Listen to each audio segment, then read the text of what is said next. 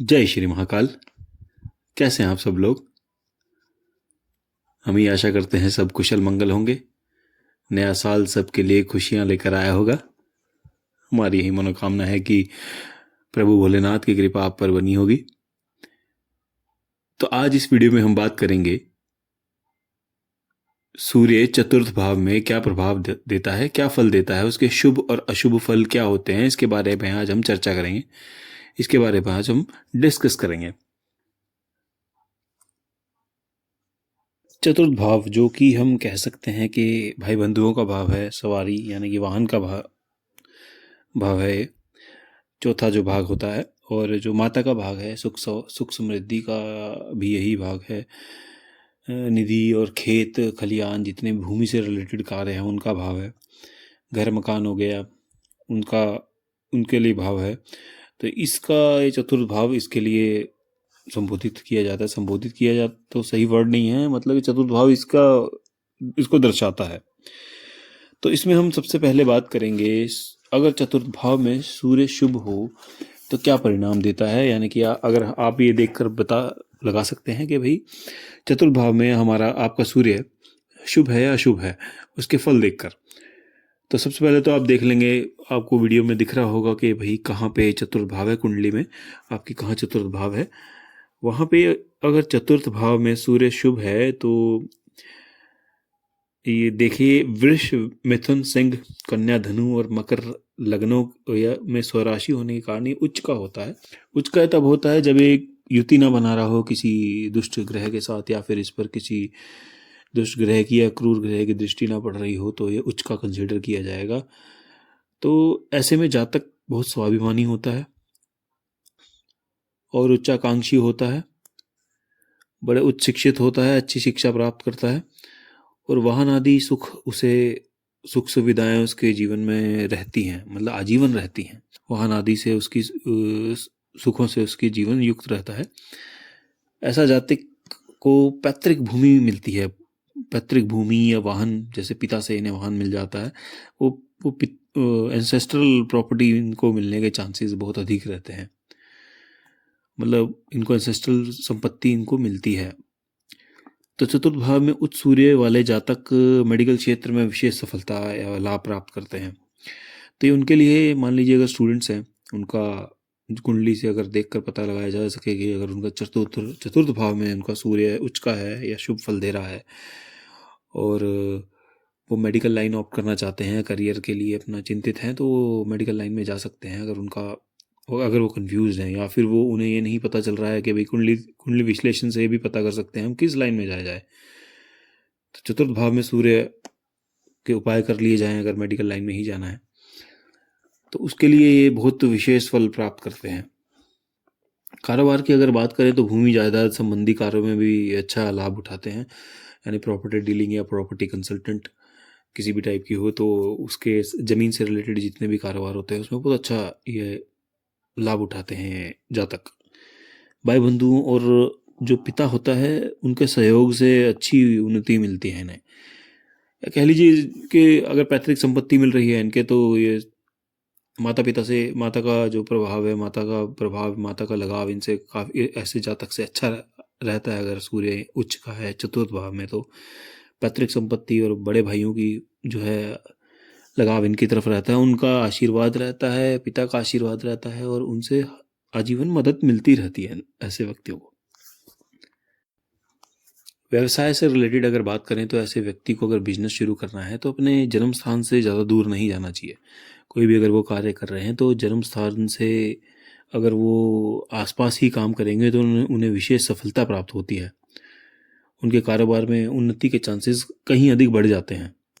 ऐसा देखा गया है कि ऐसे व्यवसाय में थोड़ा संघर्ष के बाद सफलता मिलती है।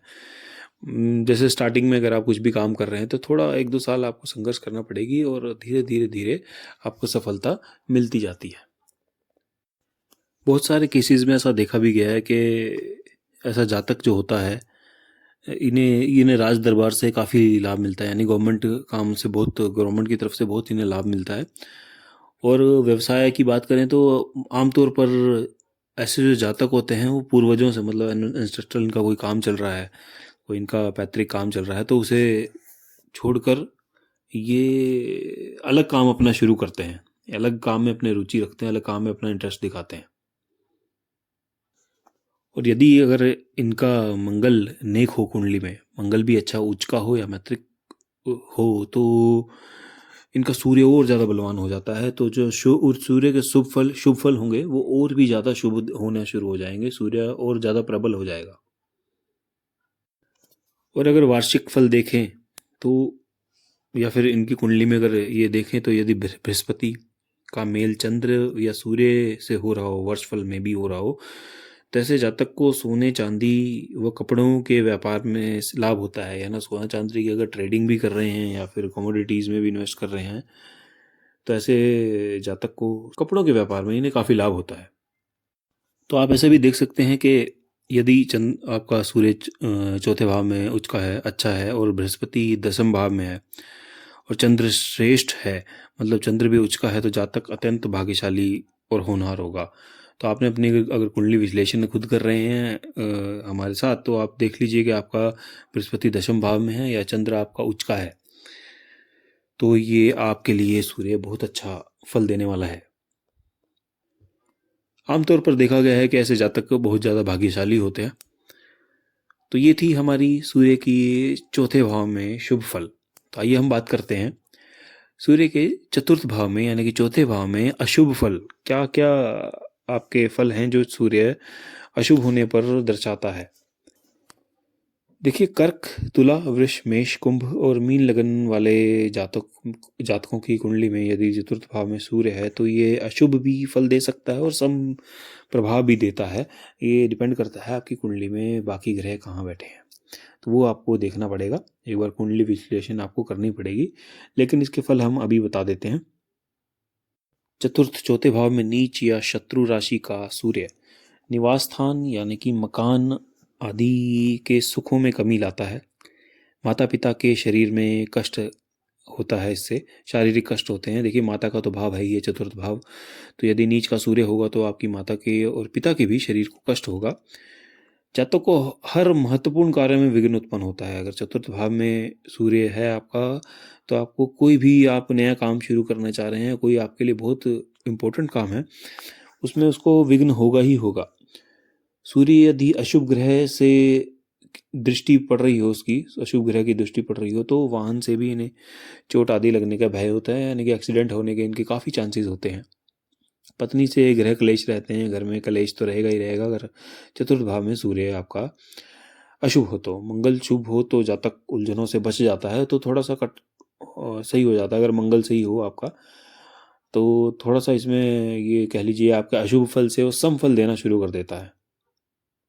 तो समफल मैं आपको समझाना चाहूँगा कि मान लीजिए आपका सूर्य शुभ है लेकिन चतुर्थ भाव में सूर्य शुभ है, तो मंगल आपका शुभ है, तो काफ़ी उलझनों के बावजूद भी व्यवसाय में जो रह गुजर जो है लायक धन निकलता रहता है। आदमी एकदम कंगाल नहीं होगा, लेकिन उसका जो है उसकी जो आय इतनी होगी कि उसका घर रह गुजर जो घर का चलता रहेगा, बच्चों की फीस वगैरह जाती रहेगी, घर में कपड़ा धन की आमदनी इतनी होगी कि घर में कभी अन्न की कमी नहीं होगी और बाकी सब ज़रूरतों के काम चलते रहेंगे। परंतु फिर भी घरेलू जो वातावरण होगा वो संघर्षपूर्ण होगा और काफ़ी अशांत होगा। ऐसे जातक का जो रुझान होगा विदेश में सेटल होने का ज़्यादा होगा, वो वहीं पर जाकर अपना जो है रह गुजर जीवन का बताने की कोशिश करेगा। हो सकता है वहाँ के सेटल होने की भी कोशिश कर सकता है, वहाँ जाके बसने का भी इनके चांसेस होते हैं। मंगल बध हो तो ऐसे इंसान का, यानी कि मंगल भी बध है उसका, मंगल भी नीच का है, तो ऐसे इंसान को 15 वर्ष तक तो अवस्था तंगी से ही कटती है, यानी कि माता पिता पे भी कष्ट ही रहेगा ऐसे जातक की वजह से। तो उसकी 15 वर्ष की आयु तक इनकी अवस्था बहुत ही कष्टी से होती है, धन की बड़ी दिक्कत होती है इन्हें।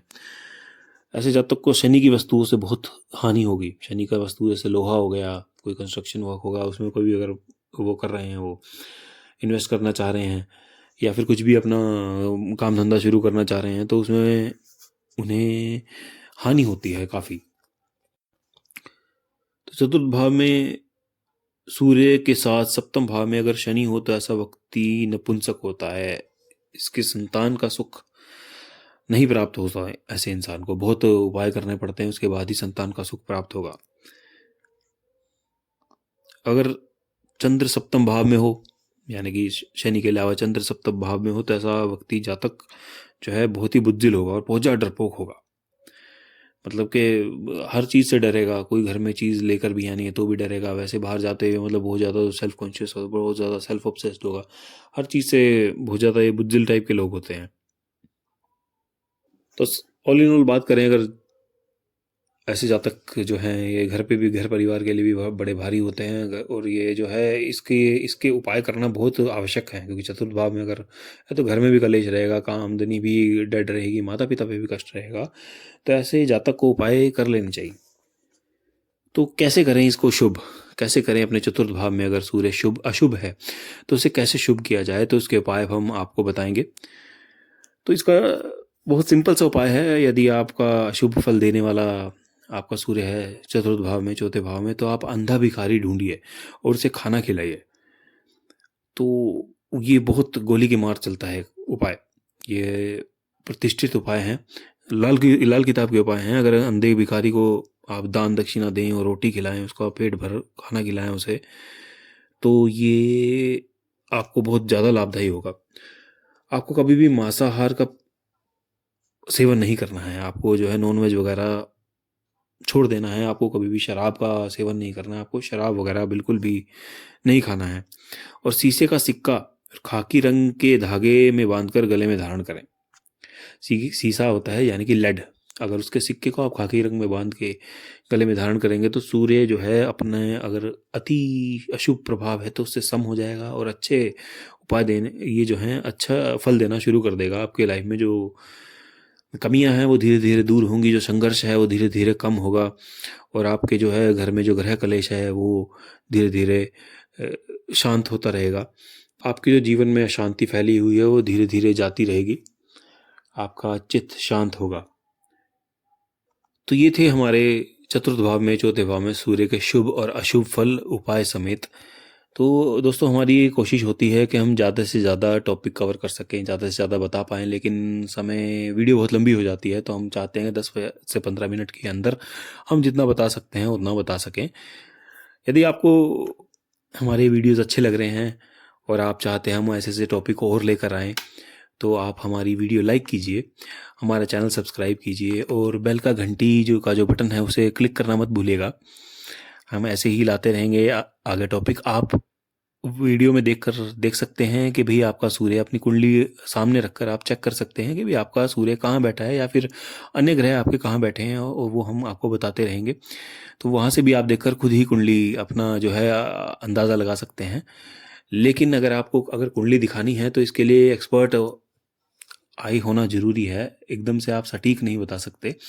पर जो उपाय जो भी हम आपको बताएंगे, इसका कोई दुष्परिणाम नहीं है। देखिए, अगर जैसे चतुर्थ भाव में हमने आपको बताया कि अंधे भिखारी को खाना खिलाएं, उसे कंबल दें, उसको दान दक्षिणा दें, तो इससे तो देखिए भला ही होगा, इससे कभी किसी का नुकसान तो नहीं होगा।